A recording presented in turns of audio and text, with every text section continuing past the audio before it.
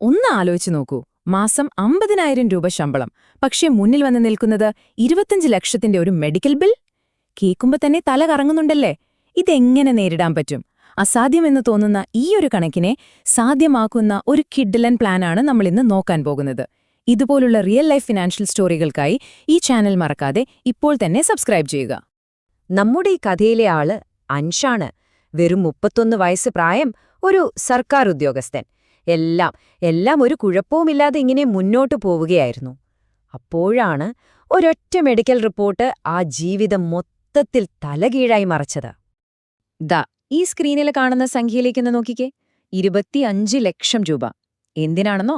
പ്രിയപ്പെട്ട ഭാര്യയുടെ ജീവൻ രക്ഷിക്കാൻ, അവരുടെ കിഡ്നി ട്രാൻസ്പ്ലാന്റിനു വേണ്ടി. അൻഷിന്റെ മുന്നിലുള്ള ഭീമമായ തുകയാണിത്. ഒന്ന് ആലോചിച്ചു നോക്കൂ, നമ്മുടെയൊക്കെ ജീവിതത്തിലെ പെട്ടെന്ന് ഇങ്ങനൊരു സാഹചര്യം വന്നാൽ എന്തു ചെയ്യും? അപ്പോ ആ ഒരൊറ്റ മെഡിക്കൽ റിപ്പോർട്ട് എങ്ങനെയാണ് അൻഷിന്റെ ജീവിതത്തെ ഇത്ര വലിയൊരു പ്രതിസന്ധിയിലേക്ക് തള്ളിവിട്ടത്? നമുക്ക് വിശദമായിട്ട് തന്നെ നോക്കാം. ഇതാണ് നമ്മളിന്ന് ചർച്ച ചെയ്യുന്ന പ്രശ്നം. പക്ഷേ ഒരു മിനിറ്റ്, ഇവിടെ ഒരു ചോദ്യമുണ്ട്. മാസം 50,000 രൂപ ശമ്പളം, പോരാത്തതിന് സ്റ്റേബിളായ ഒരു ഗവൺമെന്റ് ജോലി. ഇങ്ങനെയൊക്കെയുള്ള ഒരാൾക്ക് ഇതെങ്ങനെയാണ് ഒരു പ്രശ്നമായി മാറുന്നത്? നമ്മളിൽ പലരും കരുതുന്ന പോലെ അത്ര സേഫ് ആണോ കാര്യങ്ങൾ? ഇതിന്റെ ഉത്തരം ചിലപ്പോൾ നിങ്ങളെ ശരിക്കും ഞെട്ടിക്കും. വാ, നമുക്ക് അൻഷിന്റെ കണക്കുകളിലേക്ക് ഒന്ന് ഡീപ്പായിട്ട് ഇറങ്ങിച്ചെല്ലാം. ശരി, അപ്പം നമുക്ക് നോക്കാം, അൻഷിന്റെ ആ 50,000 രൂപ മാസാമാസം എങ്ങോട്ടാണീ പോകുന്നത്?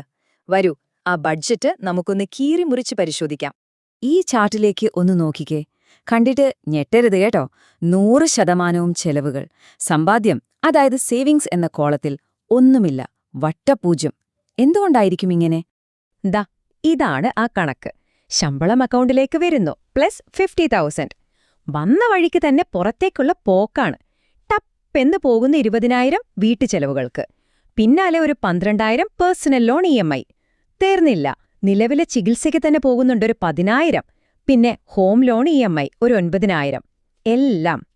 എല്ലാം കഴിയുമ്പോൾ അവസാനം കയ്യിൽ ബാക്കി വരുന്നതെന്താ?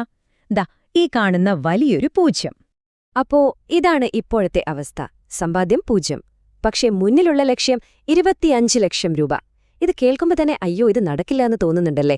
പക്ഷേ ഇവിടെയാണ് ഒരു കൃത്യമായ പ്ലാനിങ്ങിന്റെ പവർ വരുന്നത്. നമുക്കിതിനുള്ള വഴികൾ ഒന്നൊന്നായി നോക്കാം. ഇങ്ങനെയൊരു അവസ്ഥ വരുമ്പോൾ നമ്മളെല്ലാവരും ആദ്യം ഓടുന്നത് എങ്ങോട്ടാ? ഇൻഷുറൻസിലേക്കില്ലേ? ശരിയാണ്. പക്ഷേ അൻഷിന്റെ കാര്യത്തിൽ അതൊരു കടങ്കഥ പോലെയാണ്. നമ്മൾ വിചാരിക്കുന്നതിലും വലിയ ചില കെണികളതിൽ ഒളിഞ്ഞിരിപ്പുണ്ട്. എന്താണെന്നല്ലേ? ഇതിലെ പ്രധാന വില്ലൻ ഈ വാക്കാണ്, പ്രീ എക്സിസ്റ്റിംഗ് ഡിസീസ്, അല്ലെങ്കിൽ ചുരുക്കി PED എന്ന് പറയും. സിമ്പിളായി പറഞ്ഞാൽ, നമ്മളൊരു ഹെൽത്ത് ഇൻഷുറൻസ് പോളിസി വാങ്ങുന്നതിന് മുൻപേ നമുക്കുള്ള ഒരു അസുഖം. അൻഷിന്റെ കാര്യത്തിൽ ഭാര്യയുടെ അസുഖം ഈയൊരു കാറ്റഗറിയിൽ വന്നതോടെയാണ് കാര്യങ്ങൾ മൊത്തത്തിൽ കോംപ്ലിക്കേറ്റഡ് ആയത്. അപ്പോൾ നിങ്ങളുടെയൊക്കെ മനസ്സിൽ ഒരു ചോദ്യം വരും. അൻഷിന്റെ കയ്യിൽ ഓൾറെഡി ഒരു 5 ലക്ഷത്തിന്റെ പോളിസി ഉണ്ടല്ലോ, അതങ്ങ് ടോപ്പപ്പ് ചെയ്താൽ പ്രശ്നം തീർന്നില്ലേ? ന്യായമായ ചോദ്യമാണ്. പക്ഷേ അവിടെയുണ്ട് ഏറ്റവും വലിയൊരു റിസ്ക് ഒളിഞ്ഞിരിക്കുന്നത്. ഇതാണ് ആ കിണി. ഇത് വളരെ ശ്രദ്ധിച്ചു കേൾക്കണം. 1. അൻഷിപ്പോ ഈ അസുഖത്തിന്റെ കാര്യം പറഞ്ഞ് ടോപ്പപ്പിന് അപേക്ഷിച്ചാൽ ഇൻഷുറൻസ് കമ്പനിക്ക് അത് നിരസിച്ചാം, റിജക്റ്റ് ചെയ്യാം. ഇനി രണ്ടാമത്തെ ഓപ്ഷൻ, അസുഖത്തിന്റെ കാര്യം മറച്ചുവെച്ചാലോ? അതാണ് ഏറ്റവും വലിയ അപകടം. കാരണം പിന്നീട് ക്ലെയിമിന് പോകുമ്പോൾ കമ്പനിക്കാർ ഉറപ്പായും അന്വേഷിക്കും. ഈ അസുഖം നേരത്തെ ഉണ്ടായിരുന്നതാണെന്ന് അവർക്ക് മനസ്സിലായാൽ പിന്നെ സംഭവിക്കുന്ന എന്താണെന്നറിയോ? ഈ മുഴുവൻ ക്ലെയിമും അവർക്ക് നിരസിക്കാൻ പറ്റും. അതായത് കയ്യിലുള്ള ആ 5 ലക്ഷം പോലും കിട്ടില്ല. ആ ഒരു അവസ്ഥയെക്കുറിച്ചൊന്ന് ആലോചിച്ചു നോക്കിക്കേ. അതുകൊണ്ട് ഒരു കാര്യം നമുക്കുറപ്പിക്കാം, ഇൻഷുറൻസ് ഒരു പ്രധാനപ്പെട്ട ഭാഗം തന്നെയാണ്. അത് മാക്സിമം ഉപയോഗപ്പെടുത്താൻ ശ്രമിക്കണം. പക്ഷേ അതിനെ മാത്രം ആശ്രയിച്ചിരിക്കുന്നത് വലിയ അപകടമാണ്. അതുകൊണ്ട് എൻഷനൊരു പ്ലാൻ ബി കൂടിയേ തീരൂ. സ്വന്തമായി ഈ പണം കണ്ടെത്താൻ സഹായിക്കുന്ന സുരക്ഷിതമായ ഒരു നിക്ഷേപ പദ്ധതി. ശരി, അപ്പോ സ്വന്തമായി ഈ ഫണ്ട് ഉണ്ടാക്കിയെടുക്കാനുള്ള ആ പ്ലാൻ എന്താണ്? നമുക്കതിലേക്ക് കടക്കാം. ഇവിടെ നമ്മുടെ ലക്ഷ്യം എന്താണെന്ന് വളരെ ക്ലിയറാണ്.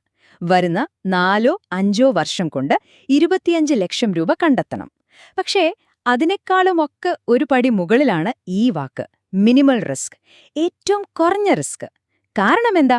ഇത് സ്റ്റോക്ക് മാർക്കറ്റിൽ കളിക്കാനുള്ള പണമല്ല, ഇത് ജീവൻ രക്ഷിക്കാനുള്ള പണമാണ്. അതുകൊണ്ട് ഇവിടെ സേഫ്റ്റിക്കാണ് 1ാം സ്ഥാനം. അപ്പോ ഇതാണ് ആ സ്ട്രാറ്റജിയുടെ ഹൃദയം, 50-25-25 റേഷ്യോ. ഇതിലൊരു ബ്യൂട്ടി എന്താന്ന് വെച്ചാൽ, നിക്ഷേപിക്കുന്ന തുകയുടെ പകുതി, അതായത് 50% പോകുന്നത് ഷോർട്ട് ടേം ഡെറ്റ് ഫണ്ടുകൾ പോലെ താരതമ്യേന സുരക്ഷിതമായ ഇടങ്ങളിലേക്കാണ്. ബാക്കിയുള്ള 50% കോർപ്പറേറ്റ് ബോണ്ട് ഫണ്ടുകളിലും പിന്നെ കുറച്ചുകൂടി ഗ്രോത്തിനുള്ള സാധ്യതയുള്ള നിഫ്റ്റി 50 ഇൻഡെക്സ് ഫണ്ടിലുമായിട്ട് വിഭജിക്കും. അപ്പൊ എന്തായി? നമുക്ക് സുരക്ഷയും കിട്ടി, ചെറിയൊരു വളർച്ചയും കിട്ടി. ഒരു പെർഫെക്റ്റ് ബാലൻസ്. ഇപ്പൊ പലരും മനസ്സിൽ വിചാരിക്കുന്നുണ്ടാകും, ഇത്രയൊക്കെ കഷ്ടപ്പെടുന്നതിനു പകരം ബാങ്കിലൊരു ഫിക്സഡ് ഡെപ്പോസിറ്റിലിട്ടാൽ പോരെയെന്ന്. നല്ല ചോദ്യമാണ്. ഈ ഒരു താരതമ്യം നോക്കൂ. FDക്ക് റിസ്ക് ഏറ്റവും കുറവാണെന്നത് ശരി തന്നെ, പക്ഷേ ഡെറ്റ് ഫണ്ടുകൾക്ക് അതിനേക്കാൾ കുറച്ചുകൂടി മെച്ചപ്പെട്ടൊരു റിട്ടേൺ കിട്ടാൻ സാധ്യതയുണ്ട്. ഏകദേശം 8%. അതിലും പ്രധാനപ്പെട്ട കാര്യം എന്താണെന്നറിയോ? FD പോലെ പണമൊരു നിശ്ചിത കാലത്തേക്ക് ലോക്കായി പോവില്ല. നമുക്കൊരാവശ്യം വന്നാൽ എളുപ്പത്തിൽ പണം പിൻവലിക്കാൻ പറ്റും. അതാണ് ഹൈ ലിക്വിഡിറ്റി. ഇനി നമുക്ക് റിട്ടേൺസിന്റെ കാര്യം നോക്കാം. ഈ ചാർട്ട് കാണുമ്പോൾ തന്നെ കാര്യം വ്യക്തമാകും. ഒരു സാധാരണ FD നമുക്ക് തരുന്നത് ഏകദേശം ഒരു 6.5% റിട്ടേൺ ആണ്.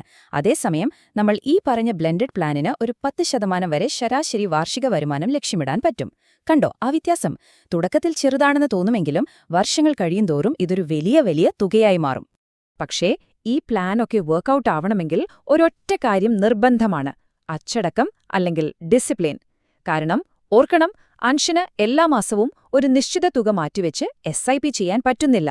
അതുകൊണ്ട് ഓരോ മാസവും അവസാനം ചെലവെല്ലാം കഴിഞ്ഞ് കയ്യിൽ എന്ത് ബാക്കി വരുന്നോ അത് ചിലപ്പോൾ 100 രൂപയാകാം, അല്ലെങ്കിൽ 1000 രൂപയാകാം.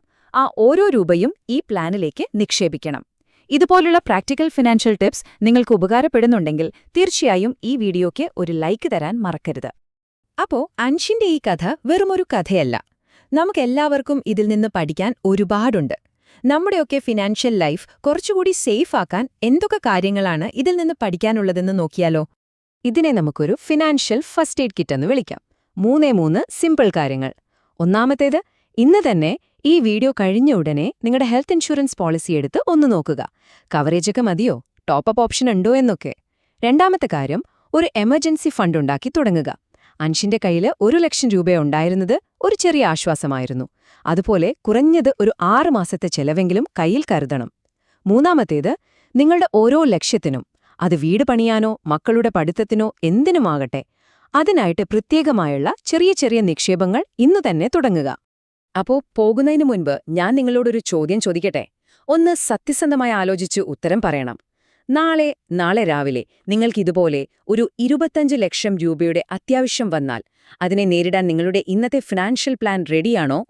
ഈ ചോദ്യത്തിന് നിങ്ങളുടെ മനസ്സിൽ വരുന്ന ഉത്തരം അല്ല എന്നാണെങ്കിൽ ഒട്ടും വൈകരുത്. നമ്മളിന്ന് സംസാരിച്ച കാര്യങ്ങൾ ജീവിതത്തിൽ പ്രാവർത്തികമാക്കാൻ തുടങ്ങേണ്ട സമയം അതിക്രമിച്ചിരിക്കുന്നു. നമ്മുടെ ഇന്നത്തെ ഈ ചർച്ച നിങ്ങൾക്ക് ഉപകാരപ്പെട്ടു എന്ന് വിശ്വസിക്കുന്നു. അങ്ങനെയാണെങ്കിലേ തീർച്ചയായും ഈ ചാനൽ